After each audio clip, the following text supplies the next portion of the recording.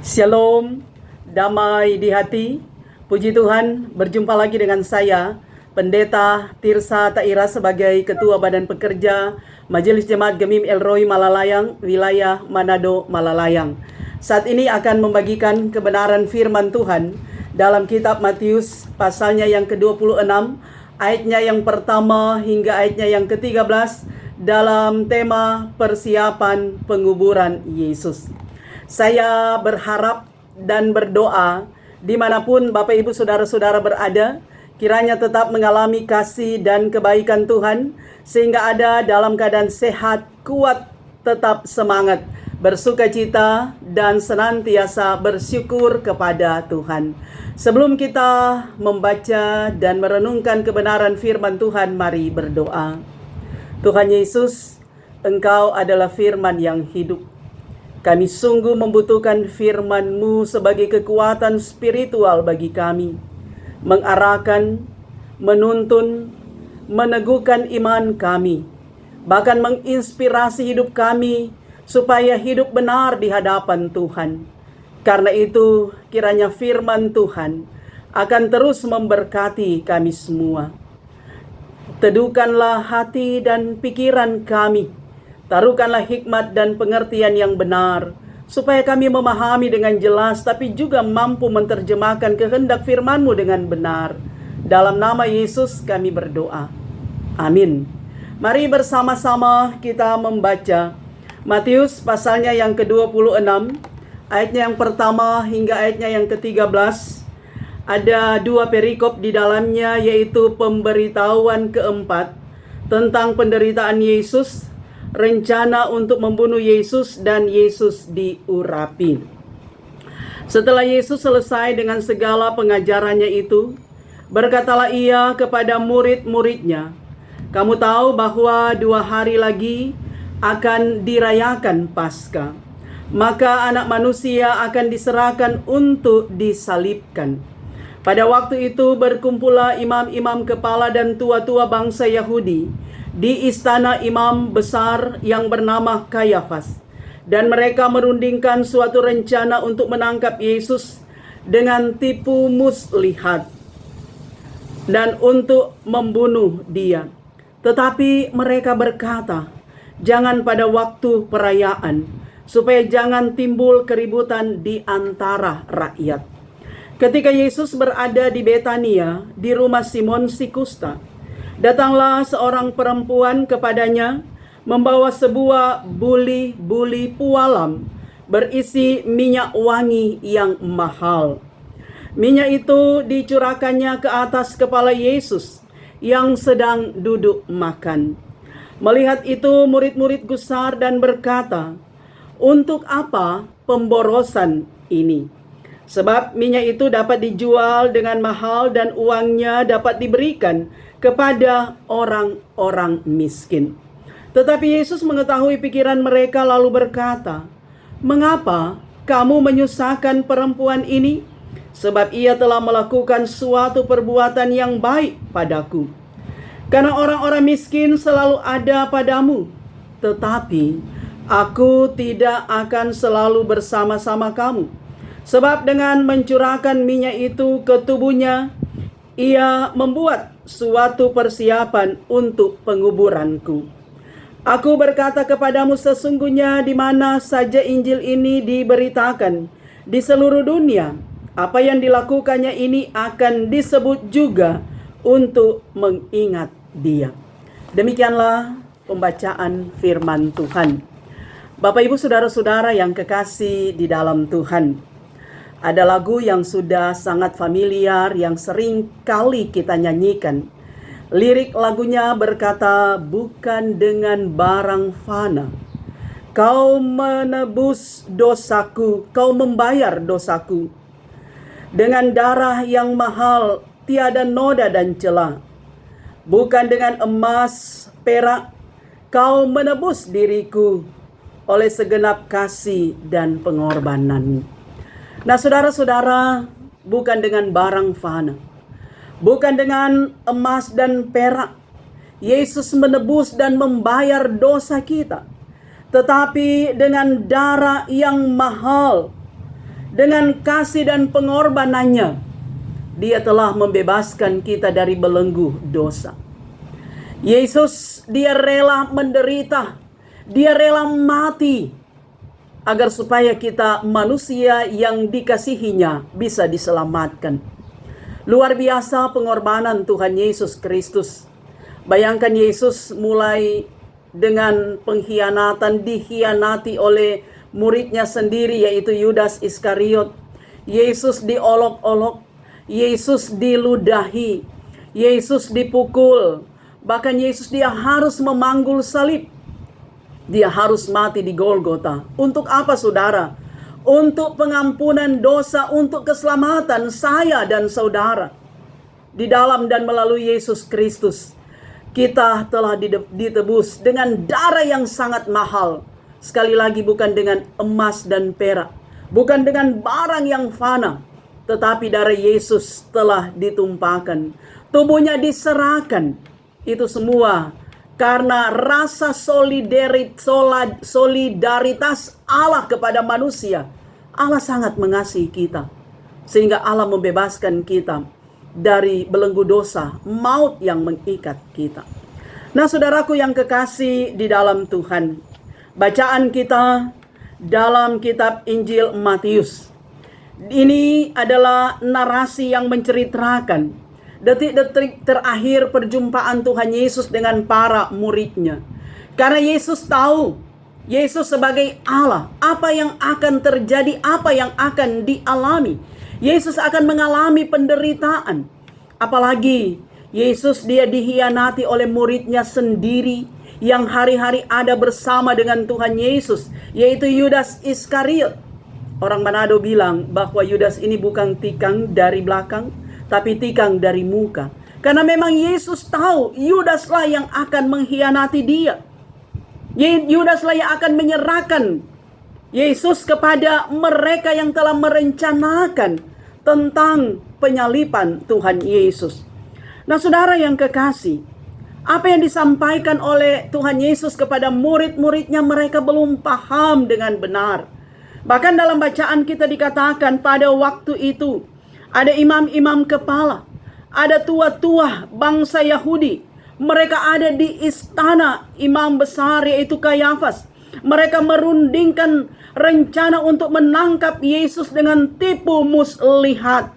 Tetapi saudara, kita lihat di sini, manusia ciptaan Tuhan tetap memiliki hati nurani. Bahwa para tua-tua imam-imam Yahudi ini, mereka katakan jangan pada waktu perayaan, supaya jangan timbul keributan di antara rakyat. Mengapa bukan dalam perayaan Paskah?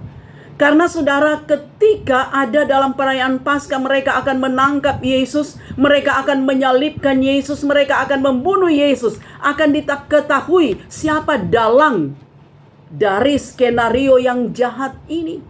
Karena itu saudara, mereka tidak mau dalam perayaan. Mereka secara diam-diam tengah malam menangkap Yesus untuk disalibkan. Karena itu saya katakan semua orang ciptaan Tuhan pasti punya hati nurani. Tetapi ketika hati nurani ini dikuasai oleh kuasa iblis, oleh kuasa setan, maka tidak dapat lagi membedakan mana yang benar, mana yang tidak benar. Ketika hati nurani ini dikuasai oleh kuasa kegelapan, maka yang salah bisa jadi benar, benar bisa jadi salah. Hitam bisa jadi putih, putih boleh jadi hitam, saudara. Nah, itu yang terjadi kepada para imam, para tua-tua bangsa Yahudi, bahkan Yudas Iskariot. Dia dikuasai iblis dan dia tidak mampu mendengar hati nurani.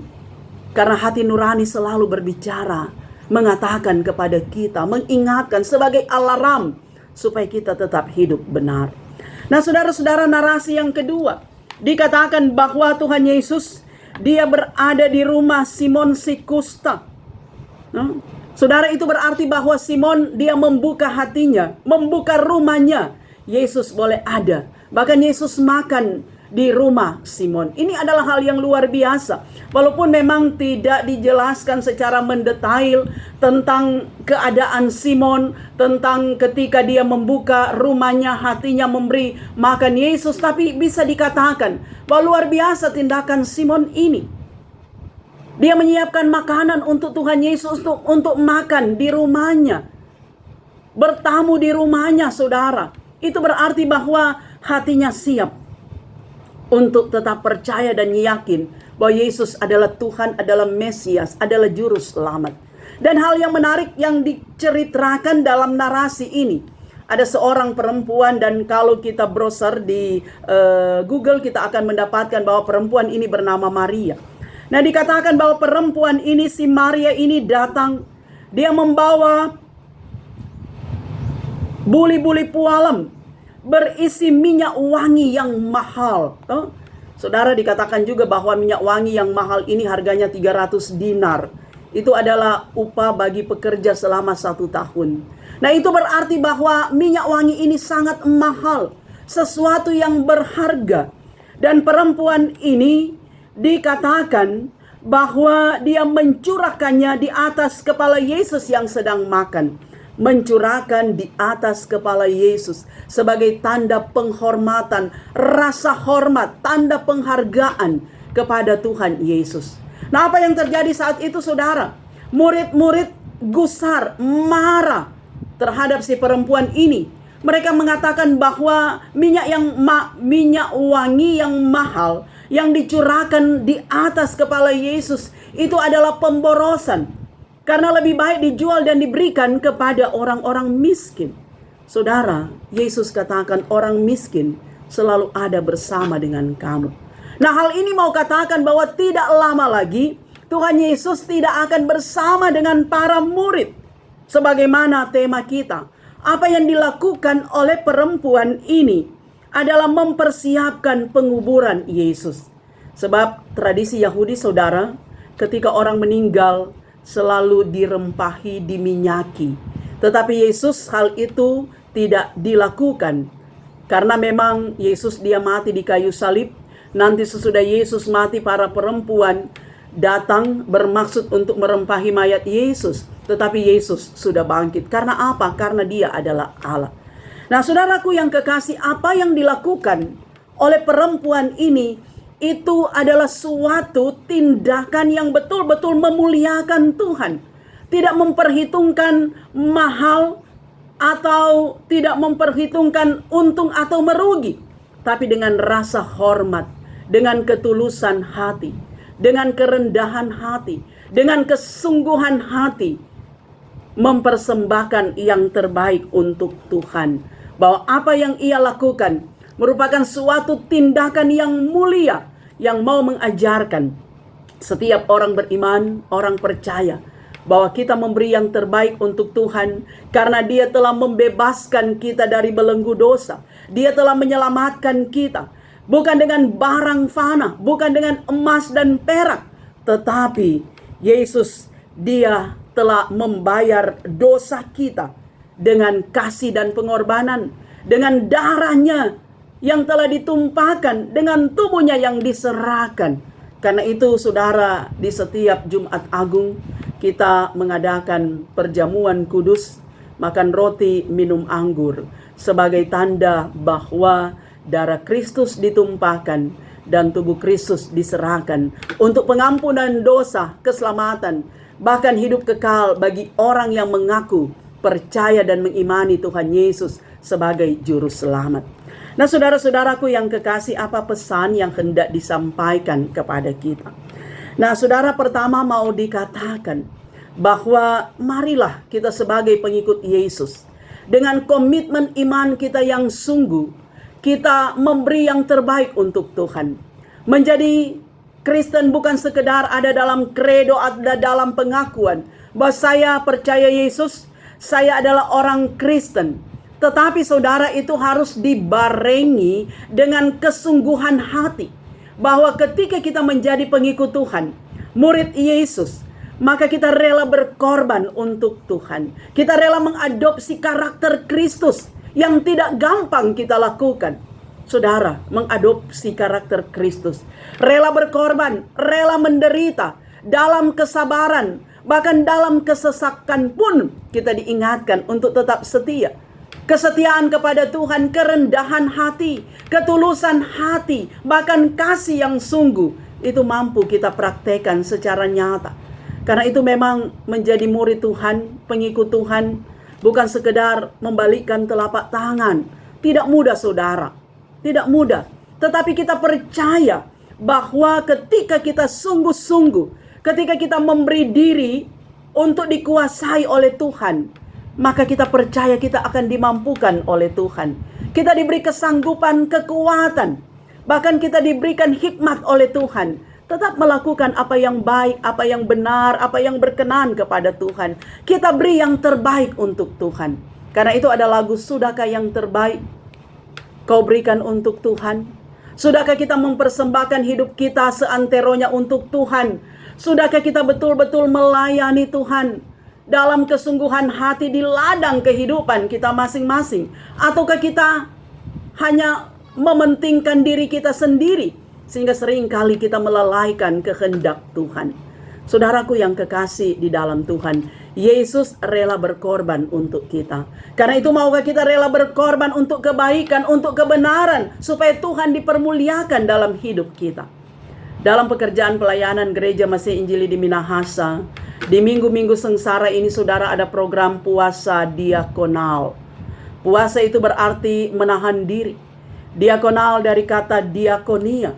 Itu berarti menahan diri dari apa yang kita miliki, kemudian itu dipersembahkan untuk pelayanan. Karena itu di jemaat-jemaat Gemim, dengan strategi atau dengan cara masing-masing, dengan program masing-masing mengumpulkan puasa diakonal. Ada yang dalam bentuk natura, bahan-bahan, ada yang dalam bentuk uang, ada yang pundi ekstra di kolom, di jemaat tiap kali ibadah minggu dan seterusnya, sesuai dengan pengaturan dari jemaat masing-masing. Nah, kita berpuasa secara diakonal dalam arti kita memberi diri untuk Tuhan. Apa yang kita miliki saudara, kita sisihkan untuk digunakan dalam kerja pelayanan sesuai dengan pengaturan jemaat masing-masing. Misalnya saudara, ada jemaat setiap hari dianjurkan melalui puasa diakonal segenggam beras, itu ditabung selama 6 minggu sengsara. Nanti dikumpul ketika sudah selesai minggu sengsara, dan itu didiakoniakan kepada yang membutuhkan. Ada juga lewat celengan-celengan di rumah. Kita menabung saudara, dan uang itu dikumpul untuk didiakoniakan. Dan yang pasti saudara, puasa diakonal itu selalu diawali dengan doa. Sebab ada kalanya saudara orang berpuasa tidak berdoa. Kalau berpuasa tidak berdoa itu bukan puasa yang sesungguhnya, tapi itu namanya diet, untuk menurunkan berat badan. Tetapi bagi kita saudara, berpuasa berdoa, terkonsentrasi kepada Tuhan. Sebab ketika kita berpuasa, menahan rasa lapar, menahan semua keinginan-keinginan duniawi, maka kita akan merasa betapa lemahnya kita, betapa terbatasnya kita, manusia penuh kekurangan. Kita butuh Tuhan sebagai kekuatan, sebagai power dalam kehidupan sebagai orang beriman.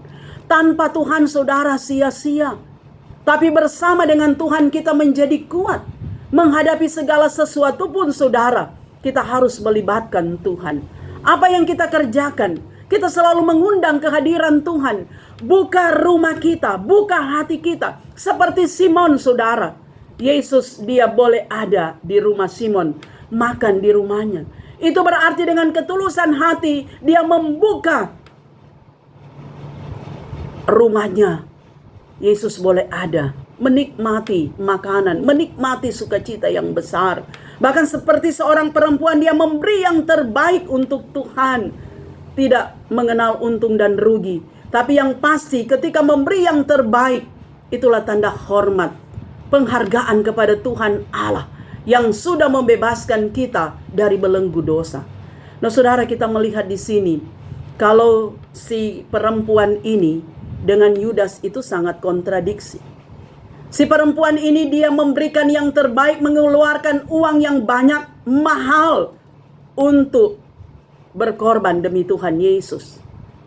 Tetapi si Yudas dia mendapatkan uang 30 keping perak untuk mengkhianati Tuhan Yesus. Saudara, adalah hal yang sangat bertentangan. Tentu semua kita akan katakan, saya mau ingin seperti perempuan, seperti Maria. Kita harus memberi penghormatan kepada Yesus, menyerahkan yang terbaik. Tapi apakah kita mampu, saudara? Ketika kita bekerja untuk Tuhan, selalu dikatakan upahmu besar di sorga. Kadang kita berkorban perasaan, korban waktu, korban tenaga, korban dana dan segala sesuatu.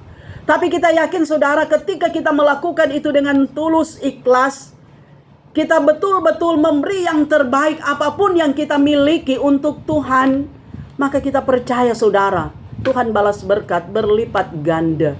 Tuhan menggantikan itu semua dengan hal yang luar biasa yang kita nikmati dalam kehidupan ini. Karena itu jangan baku reken dengan Tuhan. Karena Tuhan tidak pernah baku reken dengan orang. Tuhan selalu memberi yang terbaik dalam kehidupan kita. Tuhan selalu menjawab doa kita. Terkadang Tuhan menjawab doa itu secara cepat. Tapi terkadang Tuhan dia memproses kita sedemikian rupa, barulah Tuhan jawab. Tapi yang pasti jawaban atas setiap doa, permohonan dan teriak minta tolong kita kepada Tuhan adalah untuk kebaikan kita. Kita mengalami sejahtera. Kita merasakan kedamaian dan sukacita. Sehingga kita mampu bersyukur kepada Tuhan. Nah, karena itu saudara, di minggu sengsara ini, mari kita selalu menghayati bahwa Allah itu luar biasa. Allah telah membebaskan kita dari belenggu dosa. Maka apakah jawaban kita atas semua pengorbanan Yesus? Apakah kita mampu memberi yang terbaik? Apakah kita mampu mengadopsi karakter Kristus? Apakah kehadiran kita betul-betul telah menjadi berkat bagi banyak orang? Ataukah mungkin menjadi batu sandungan? Maka minggu sengsara ini kita mengintrospeksi kehidupan kita. Kita membenahi kehidupan kita. Kita mengatur strategi bagaimana hidup kita lebih baik. Sebagaimana ungkapan, hari ini lebih baik dari hari kemarin dan hari esok harus lebih baik dari hari ini. Artinya bahwa kita mengalami perubahan yang signifikan dalam kehidupan kita. Kita tumbuh dan kita berbuah di dalam Kristus. Sehingga hidup kita adalah hidup yang memuliakan Tuhan. Kita bukan hanya mementingkan diri kita sendiri, tetapi kehadiran kita menjadi berkat karena kita memberi yang terbaik. Yang terbaik itu lahir dari hati, saudara. Kalau orang hati ini bagus, nyanda error, pasti yang kita ekspresikan, tindakan nyata, perkataan-perkataan adalah hal-hal yang bagus, yang baik. Tetapi kalau orang hati error dikuasai oleh iblis, kita tidak memberi ruang kepada Roh Kudus, maka yang kita ekspresikan dalam kenyataan hidup bukanlah sukacita, bukanlah hal-hal yang membawa rasa gembira bagi orang lain, tetapi membuat orang lain kecewa, terlebih lagi Tuhan. Karena itu saudara, mari kita senantiasa dikuasai oleh Roh Tuhan, berjalan bersama Tuhan, selalu mengikuti jejak Tuhan, dan selalu ingin memberi yang terbaik untuk Tuhan. Karena Tuhan melihat bahkan memperhitungkan setiap kebaikan yang kita lakukan. Tuhan Yesus memberkati kita semua. Amin. Demikianlah kebenaran firman Tuhan. Mari kita berdoa. Terima kasih Tuhan, Engkau baik, Engkau ajaib dan Engkau luar biasa. Berkati kami Tuhan yang sudah mendengarkan kebenaran firman-Mu. Dan kiranya firman ini memotivasi kami Tuhan untuk selalu memberi yang terbaik untuk Tuhan. Kami akan menjadi seperti Simon yang membuka hati rumah untuk dijadikan Yesus hadir. Juga seperti perempuan Maria yang meminyaki Yesus dengan minyak yang mahal. Tanda ketulusan hati bahwa kami rela berkorban demi untuk kebenaran. Dan biarlah hidup kami adalah hidup yang memuliakan Tuhan. Mampukan kami menerjemahkan kehendak firman-Mu. Hamba berdoa mereka yang sakit disembuhkan, mereka yang lemah dikuatkan, mereka yang mengalami gumul hidup apapun, senantiasa diberikan selalu kekuatan iman oleh Tuhan. Pak Tuhan, Engkau ada dengan mereka, Engkau selalu bersama dengan mereka setiap saat. Terima kasih Tuhan, ampuni dosa kami. Ini doa kami dalam nama Yesus hamba berdoa.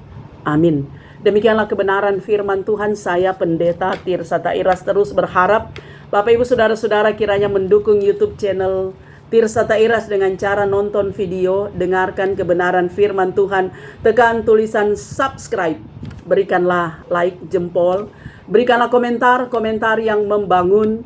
Dan jika Bapak Ibu berkenan, bagikanlah video ini di media sosial yang Bapak Ibu Saudara miliki. Dan jangan lupa tekan lonceng supaya ada notifikasi dari setiap update video saya. Tuhan Yesus memberkati.